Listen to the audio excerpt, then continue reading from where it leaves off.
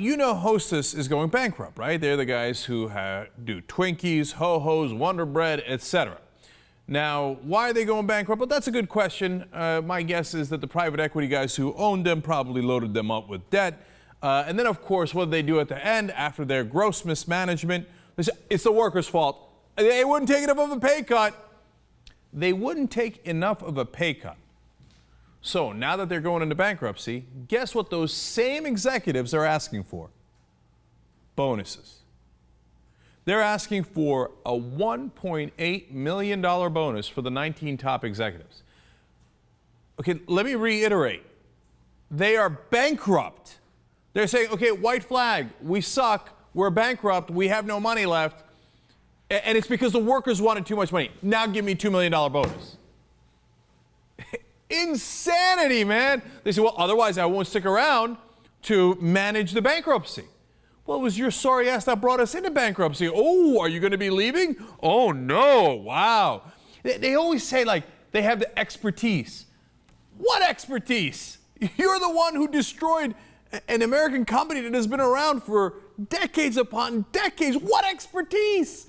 But the thing is, and by the way, it's been approved. That's how our system is. Because everybody at the top is in the same circle and they all have the same assumptions. Well, the workers, they're the ones at fault. They should take a pay cut. Oh, the guys who bankrupted the company? Well, I do declare, I mean, they were promised bonuses at some point. Well, of course they should have their bonuses. So speaking of which, what happened to the workers? I mean, if the management that destroyed the company is getting bonuses, I'm sure the workers got bonuses too, right?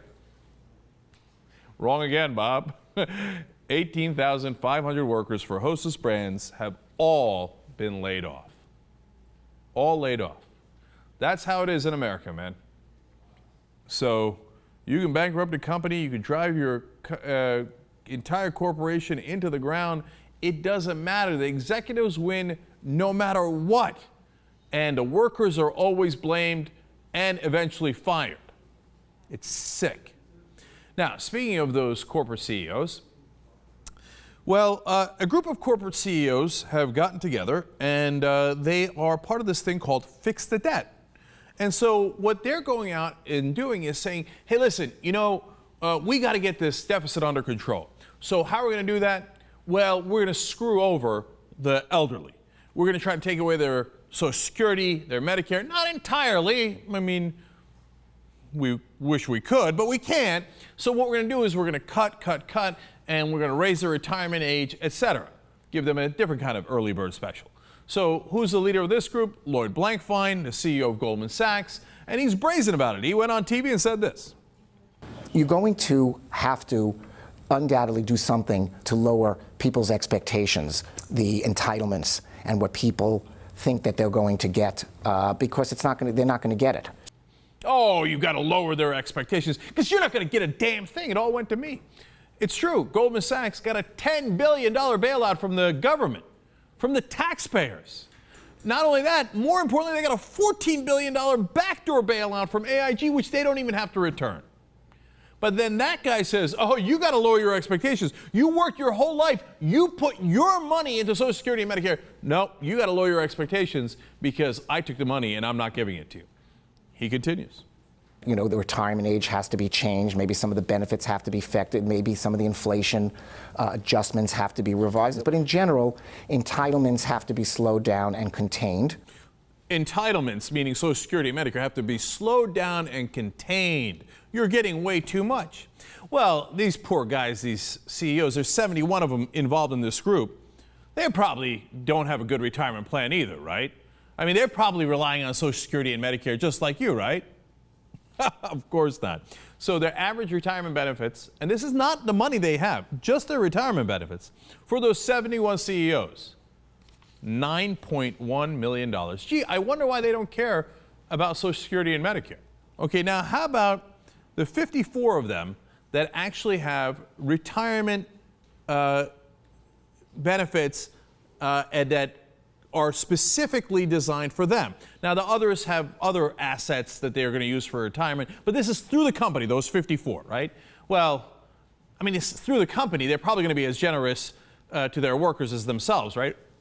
Okay, so how generous are they to themselves? They have a collective $649 million for just 54 guys. And that is more than $12 million per CEO. How much is that per month? Once they retire, they will get a check of $65,873 every month. Every month. Now, how much do you get in Social Security? $1,237. Now, think about that. Lloyd Blankfein and those same exact CEOs, we pick the CEOs that are part of this group that want to take away your entitlements, that want to cut your entitlements. They say it on TV. They say that $1,200 you're getting per month through Social Security is too much. It's too much. But the $65,000 that they get, well, that's perfectly fair. I mean, they're the masters of the universe. They run this place, right? By the way, you know, they always talk about raising the retirement age, and they always use euphemisms like, oh, people are living longer these days, et cetera, et cetera. No, wait a minute. You got to understand something. If they raise the retirement age, and the retirement age for Social Security is already set to go to 67 over a period of time, right? If they raise it from 67 to 68, you know how much that costs you? That year, you would have gotten $14,844 that you will not be getting.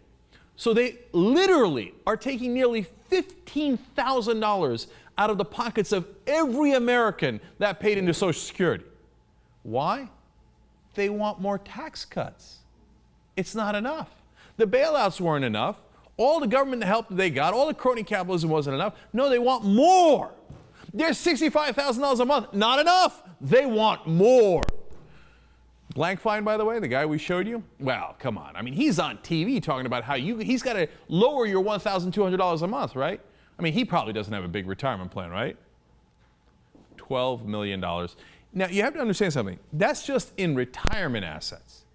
He's got all these other assets. Last year, he got $16 million alone. We're not counting all of his pay, all of his stock options. This is just his pension, $12 million. Gee, I wonder why you can't feel your pain.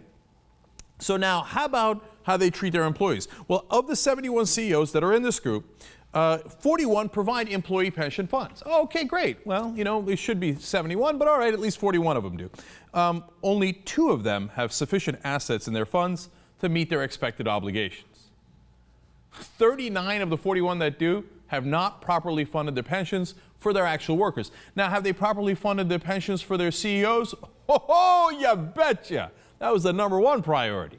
Now, how much is it underfunded for their actual workers?